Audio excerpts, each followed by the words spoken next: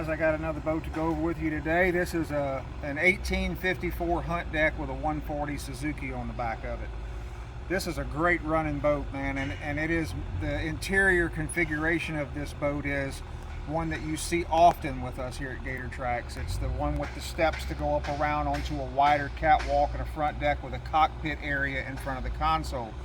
Now you typically see that in our 62-inch bottoms, 70-inch bottoms, but it works great in a 54-inch bottom as well. You don't have to go to that bigger, wider boat and higher horsepower. Now he did get a higher horsepower even on a 54. The 140 is on the top end of that. But the boat runs great. It pushes right at 50 miles an hour with that motor on the back of it, and it just rides on a rail. The skinnier the boat is, the more it reacts like you're riding on a rail when you steer it. It's just absolutely incredible of a driving boat. But let me go over a few things with you. On this side right here, if you walk up and look inside here, he's got a storage box, and that's got his Perco switch inside there as well. And then on this side over here, he's got a live well. So this live well goes underneath my seat that I'm sitting on here. It's a lot larger than just the lid shows you that it is. The same thing that we do on a lot of these setups with the chair. Got a footrest to sit here and drive. He can also scoot this chair back if he wants to and stand to drive. When he gets ready to go from here to the front deck, it's as simple as just standing, walking up on these steps. The step on each side of the console is a dry storage box as well. But once he steps up to here, the catwalk again is wider than a traditional catwalk would be, and it gives you actual deck space. You can stand here and fish. You can walk around on it without feeling like you're on a catwalk.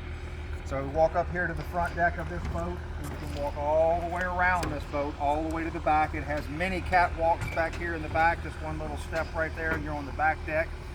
Once you're up, you never have to get down again. And the cool thing about the down area, the driving area stays clean. There's no reason to put bags and tackle or anything else right here. There's so much storage in these boats.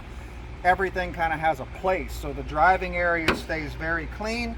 And then once you're ready to get up to the trolling motor and start fishing, it's a very easy transition no matter how old you are. I'm 6 weeks out of a back surgery right now, and it's easy for me to get up and around inside this boat. So that's a really good layout. That's timeless. It's a great fishing layout as well.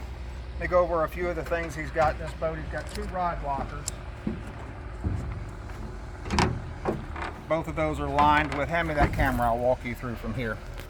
Both of these are lined with HydroTurf down inside there.